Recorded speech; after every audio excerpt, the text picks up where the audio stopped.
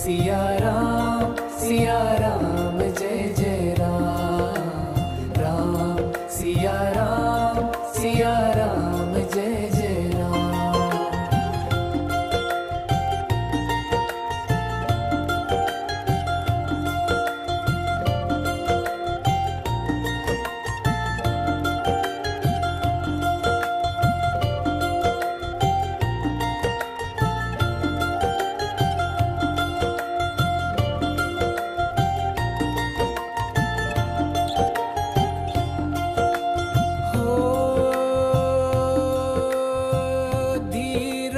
धर्म मित्र अरुनारी, आपद काल परखिए चारी। राम सिया राम जय जय राम, राम सिया राम जय जय राम, राम सिया राम जय जय राम, राम सिया राम जय जय राम।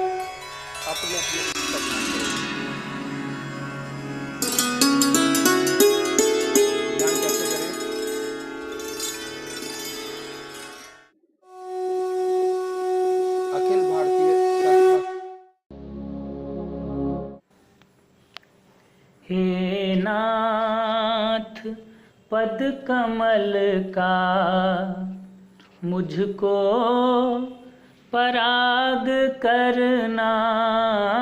हे नाथ पद कमल का मुझको पराग करना। या गुंज मालिका के, या गुंज मालिका के भीतर का ताग करना। हे नाथ पद कमल का मुझको पराग करना। जिसको अधर पे धर कर करते हो प्रेम वर्षा। जिसको अधर पे धर कर करते हो प्रेम वर्षा। उस सरस बांसुरी का, उस सरस बांसुरी का मृदु मधुर राग करना। उस सरस बांसुरी का मृदु मधुर राग करना। हे नाथ पद कमल का मुझको पराग करना। रासेश्वरी सहित तुम जिसमें विराजते हो। रासेश्वरी सहित तुम जिसमें विराजते हो। ब्रज भूमि की वो लतिका, ब्रज भूमि की वो लतिका तरुकुंज बाग करना। ब्रज भूमि की वो लतिका तरुकुंज बाग करना। हे नाथ पद कमल का मुझको पराग करना। या श्री चरण महावर का बिंदु राग करना। या श्री चरण महावर का बिंदु राग करना।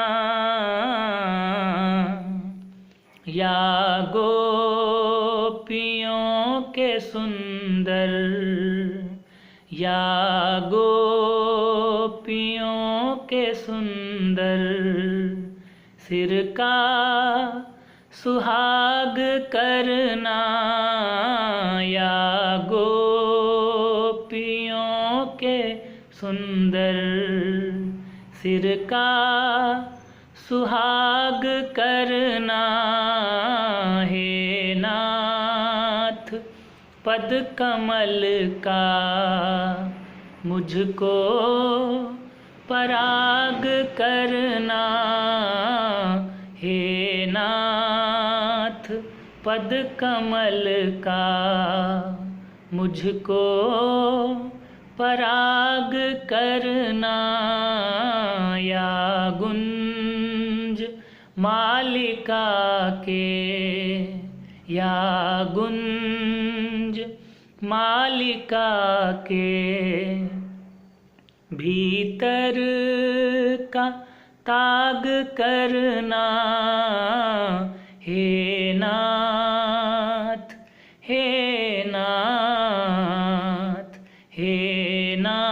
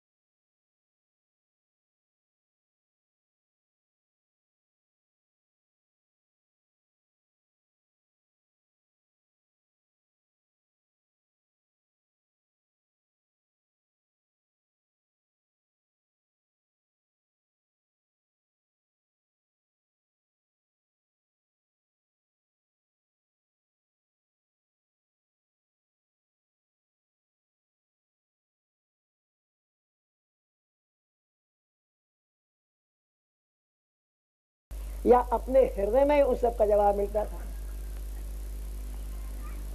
10 साल उनकी सेवा में रहा, कभी कोई मौका प्रश्न करने का जबान से करने का नहीं आया।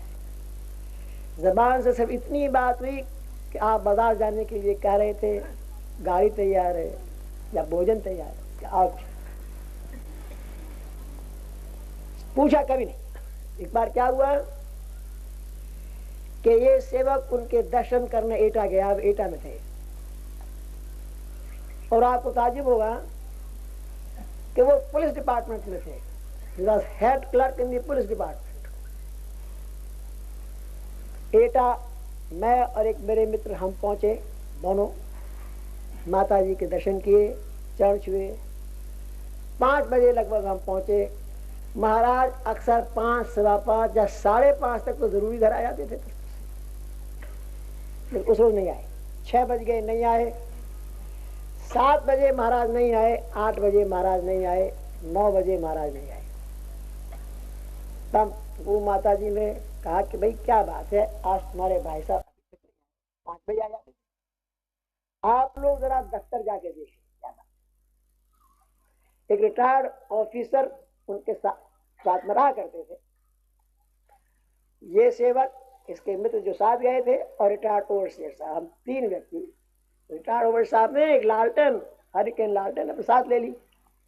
कुछ रास्ता ऐसा था कि जहां स्ट्रीट लाइट नहीं थी, इसलिए उन्होंने लालटेन हाथ में ले ली, और हम लालटेन लेके दफ्तर पहुंच गए। जब दफ्तर पहुंचे तो हमने क्या देखा कि दफ्तर लगा हुआ है और सारा स्टाफ मौजूद है, and they were extremely busy. हमें देखते हुए चौंके, अरे आप लोग कहाँ गए? करब आ गए तो कोई बात नहीं, कुर्सियां डलवा दी, आप लोग बैठे। आई एम एक्सट्रीमली बिजी, हम लोग बहुत व्यस्त, कल हमारे दफ्तर का इंस्पेक्शन होने वाला। अरे ही बात, रियली एक्सट्रीमली बिजी, ये फाइल निकालो, ये करो, वो करो, इंस्ट्रक्शन स्टाफ को दे रहे थे। हम लोग बैठ के कुर्सियों पर बैठ गए। 10-15 मिनट तक तो ये सेवक देखता रहा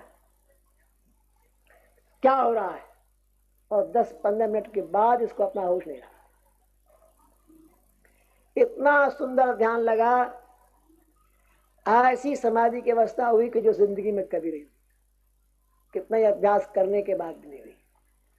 कुर्सी पर बैठा था, कुर्सी के आर्म्स बाजुओं में घुस गए, खून बंद हो गया, ये होश नहीं। 11:30 बजे के लगभग जब काम समाप्त हुआ, उनका आप चलेंगे, लेकिन होश नहीं था। इनके इस सेवक के जो साथी थे, उन्होंने इस सेवक की ओर देखा, फिर जो कहा तो इसे हिला दिया। जब उठाया तो नेचर टूट गया, कोई दिक्कत नहीं, आंख खुल गई। लेकिन आंख खुलने के बाद ये बड़ी हैरत में था कि महाराज इतने बिजी थे और इस सेवक की ये हालत, उनके पास बैठ करके इसने अपने मन को कोसा है कि तू बहुत नीच है। तो ये सोचता रहा कि ये कैसे बनेगा। अरे ऐसे महान संत के साथ कौन सी बात नहीं बन पाई। बड़ा रोना अपने ऊपर है। तो अभ्यास बहुत बड़ी चीज है, अभ्यास से हर चीज मुमकिन है, कोई चीज नामुमकिन नहीं। ऐसी सुंदर हाथ बनती है, काम करते हुए भी एक याद की लहर हृदय और मस्तिष्क में दौड़ती होती। धीरे धीरे ये लहर बढ़ती जाती है और जिनके स्पिरिचुअल ग्लैंड्स चक्रास एक्टिवेट हो चुके हैं, उनको बड़ा सुंदर अनुभव होता है। अगर आज्ञा चक्र स्पंदन होता है, मेंटल वर्क करते हुए भी आज्ञा चक्र जागृत है, सुंदर स्थिति बनी हुई है ध्यान की, और काम भी हो रहा है। तब आत्मा को यह विश्वास हो जाता है कि काम करते हुए भी उसकी याद बराबर मौजूद है। पहला अनुभव हो, साथ साथ और दूसरे अनुभव होने शुरू होते हैं। क्योंकि हम काम जो करते हैं भगवान को अर्पण करके करते हैं कि हे प्रभु आप कीजिए, मैं नहीं करता। और जब हो जाता है तो भगवान को अर्पण कर देते हैं कि हे प्रभु आपने किया, मैंने नहीं किया।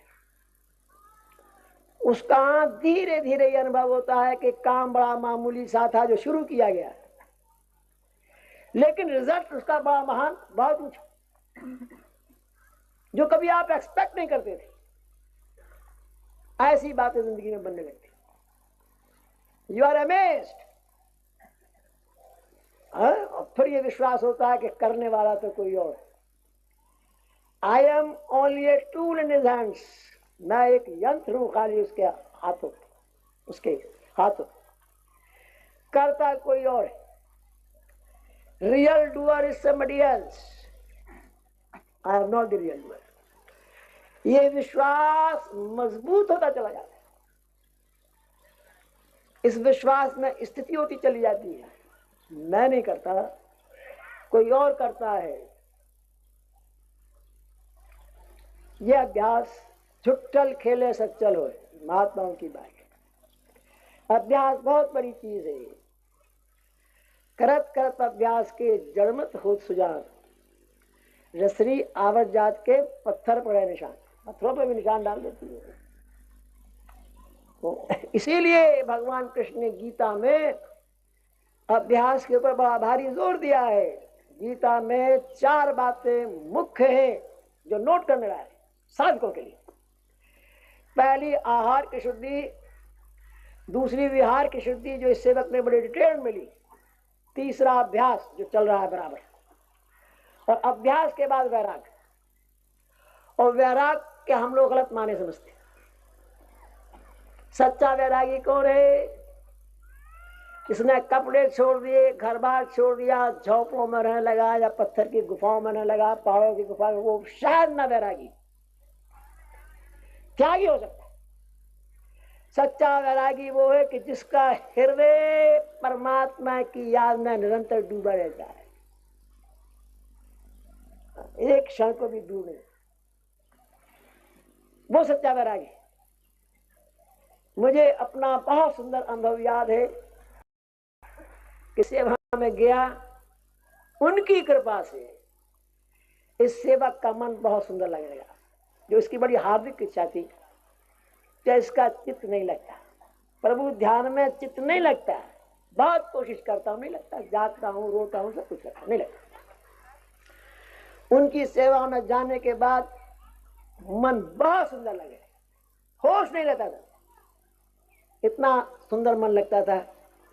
मन लगा हुआ है, घर में बच्चों ने शोर मचा दिया कि मेरे पास कॉपी नहीं है, कलम नहीं है, मेरा कलम आना है, मेरी किताब आनी है। वाइफ ने कहा अभी दूध नहीं आया है। इतने आनंद में डूबे थे, क्या बवाल पैदा हो गया। और मन ने ये डिसाइड किया कि 2 काम नहीं हो सकते, एक ही हो सकता है। या तो परमात्मा का ध्यान ही रह सकता है, ये दुनिया ही रह सकती है, दोनों नहीं हो पाएगा।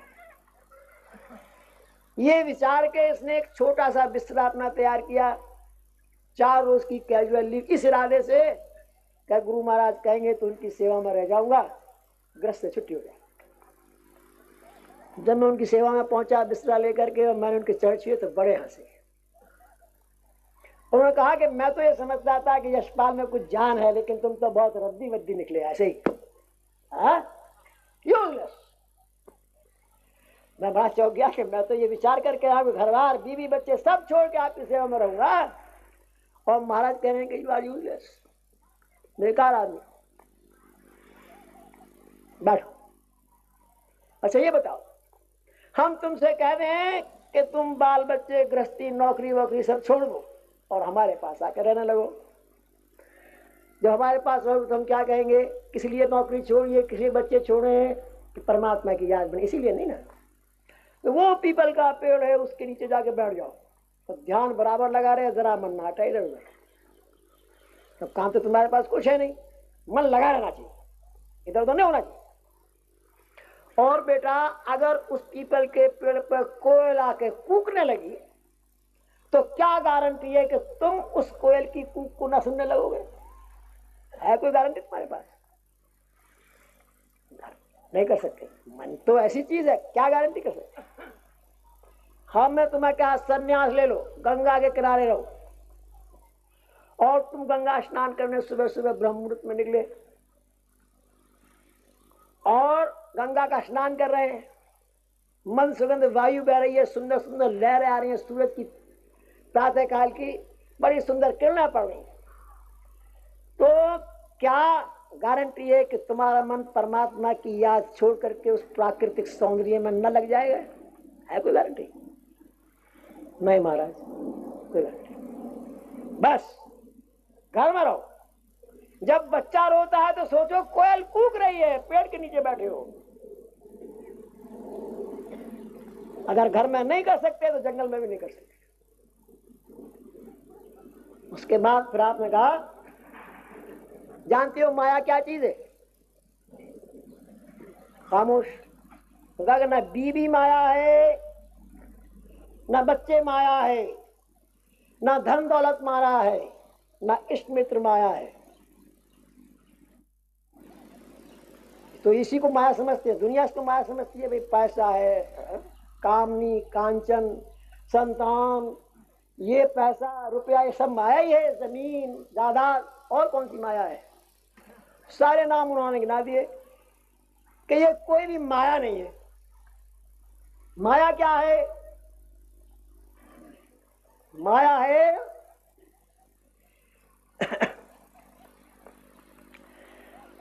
जो भी चीज, जो वस्तु और जो भी कंडीशन आपके हृदय को परमात्मा की याद से भुला दे, वही माया है। जो भी कंडीशन, जो भी स्थिति, जो भी चीज आपके हृदय से भगवान को भुला दे, वही माया है।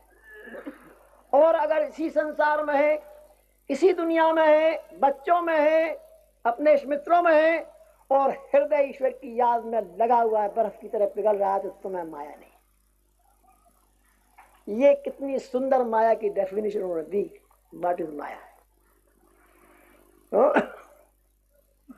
ऐसा सुंदर अनुभव होने लगता है कि मेंटल वर्क करते हुए प्रभु की याद गहरी बनी हुई है। साथ साथ ऐसे प्यारे अनुभव होते हैं। मामूली सा काम था, ईश्वर की याद में शुरू किया गया है, बाद में परमात्मा को अर्पण कर दिया गया है। उसका नतीजा है आदमी बहुत चक्का रह जाता है, कैसे हो गया, क्या हो गया, आंखें फट कर आती है। इतना अचंबा ताज्जुब उसको होता है कि ये क्या हुआ, कैसे हुआ, किसने किया। सिवा गैरी ताकत के, सिवा परमात्मा के नहीं कर सकता, नहीं हो सकता। इतना प्यारे अनुभव खुलते हैं इस अभ्यास के बाद। और जब मेंटल वर्क करते हुए भी ध्यान लगा हुआ है प्रभु में, परमात्मा के चरणों में, तो एक बात आपकी पूरी हो गई। 24 घंटे निरंतर प्रभु की याद है। चलते फिरते, खाते पीते, संसार का हर व्यवहार करते, आपको ईश्वर की याद मौजूद है, परमात्मा के। कभी एक सेकंड को भी उससे नहीं भुला पाते, न भूल सकते। कबीर साहब बगैर पढ़े लिखे थे, उनके लिए काला अक्षर भैंस बराबर है, पढ़े नहीं, लेकिन बहुत बड़े अनुभवी संत थे। और अपने अनुभव जैसे होते वैसे ही के वैसे उनकी वाणी से निकल जाते, दूसरे लोग लिख लेते या याद कर लेते। कबीर साहब ने इस अवस्था का बहुत सुंदर चित्रण किया है, बहुत ही बढ़िया चित्रण किया है। उन्होंने कहा है कि संतो सहज समाधि भली, गुरु कृपा जा दिन से जागी, निश दिन अधिक चली, संतो सहज समाधि भली। ये सहज समाधि कहलाती है। इसके लिए कोई तपस्या नहीं करनी पड़ती, कोई कष्ट नहीं उठाने पड़ते।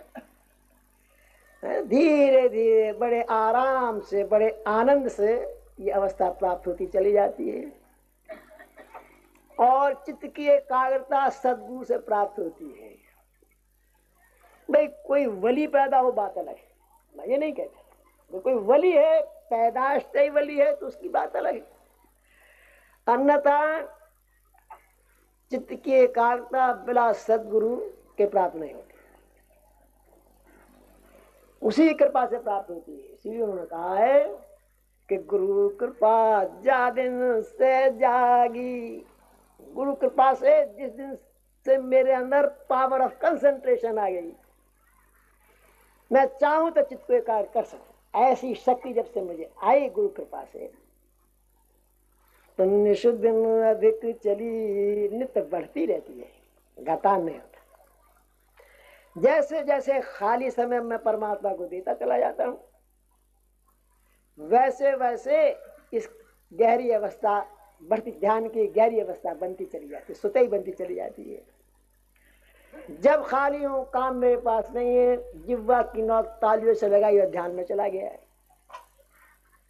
काम आ गया, याद छोड़ दी, काम में लग गया। इस सब धीरे धीरे अभ्यास करते करते करते और इसकी जो गहराई है बढ़ती, ध्यान की गहराई बढ़ती चली जाती है। गुरु कृपा जा दिन से जागी, निष दिन अधिक चली। जहां जहां डोलूं सो परिक्रमा, जो कुछ करूं सो सेवा। जब सोवूं तब करूं दंडवत पूजूं और न देवा। ऐसा व्यक्ति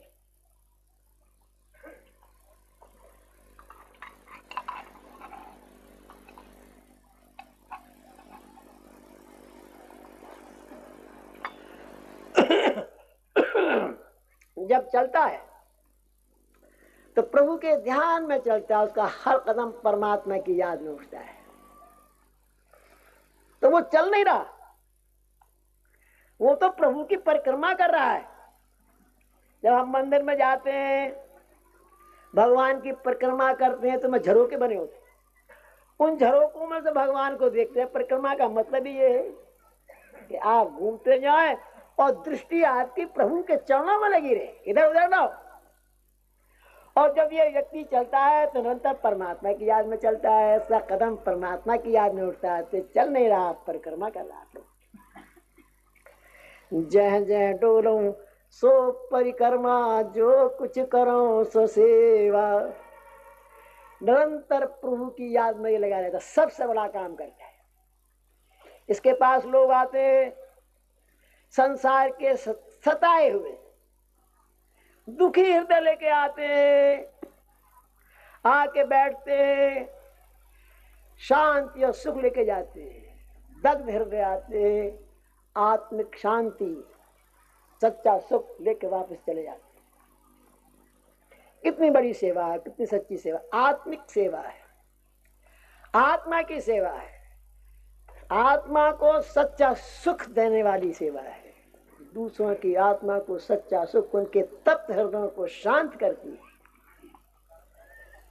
सच्चा सुख उन्हें प्रदान करे, ऐसी सुंदर सेवा है, निरंतर बनी रहती है।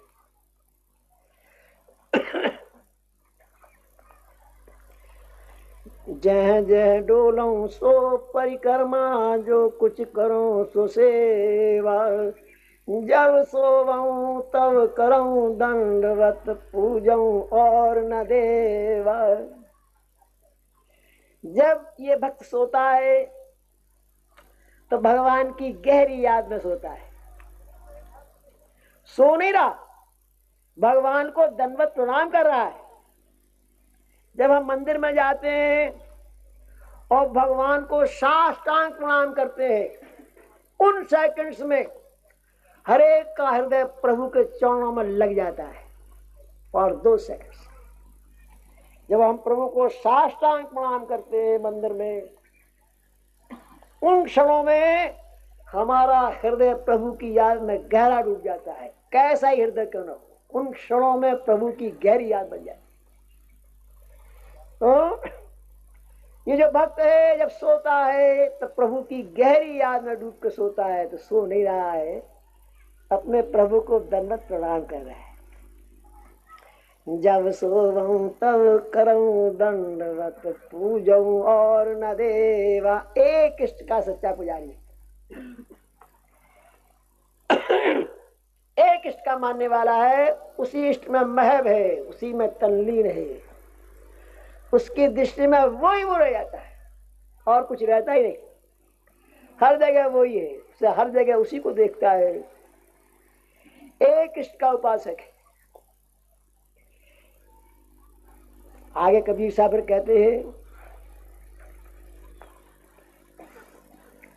कहो सो नाम सुनो सो सुमरन, खाओ पियो सो पूजा, और ग्रह उजाड़ एक समले कहूँ भाव मिटाऊं दूजा। कहो सो नाम, उसकी जिह्वा से प्रभु का नाम ही निकलता है, दूसरी चीज से प्यारी नहीं लगती, प्रभु का नाम ही प्यारा लगता है, और निरंतर उस प्रभु के नाद को ही सुनता रहता है, या उस प्रभु की गाथाएं सुनता रहता है, उस प्रभु के गुणानुवाद ही सुनता रहता है, उसका चित्त इधर उधर कहीं नहीं लगता। कहो सो नाम सुनो सो सुमरन, खाओ पियो सो पूजा। जब ये भोजन करता है, खाता पीता है, तो प्रभु को अर्पण करता है। पहले अपने प्रभु को अर्पण करता है, उसके बाद हर ग्रास प्रभु की याद में खाता है, हर चीज प्रभु की याद में पीता है। भगवान को सच्चा नैवेद्य चढ़ा रहा है, सच्ची पूजा प्रभु की कर रहा है। ग्रह उजाड़ एक समले कहूं भाव मिटाऊं दूजा। ऐसे व्यक्ति को चाहे आप बड़े बड़े भवनों में रखे, चाहे झोपड़े में रखे, वो तो अपने आत्मा के रस को निरंतर चूसता रहता है, उसका असर उस पर नहीं पड़ता। वो तो आत्मा ही है, आत्मा के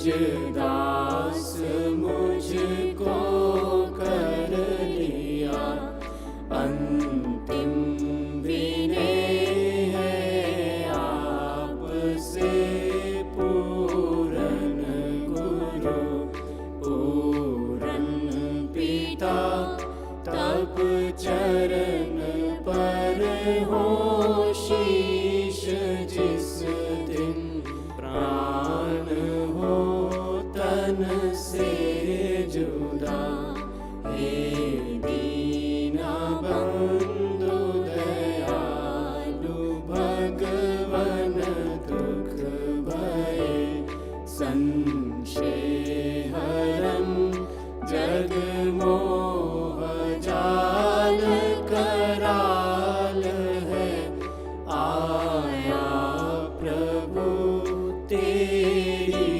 शरण।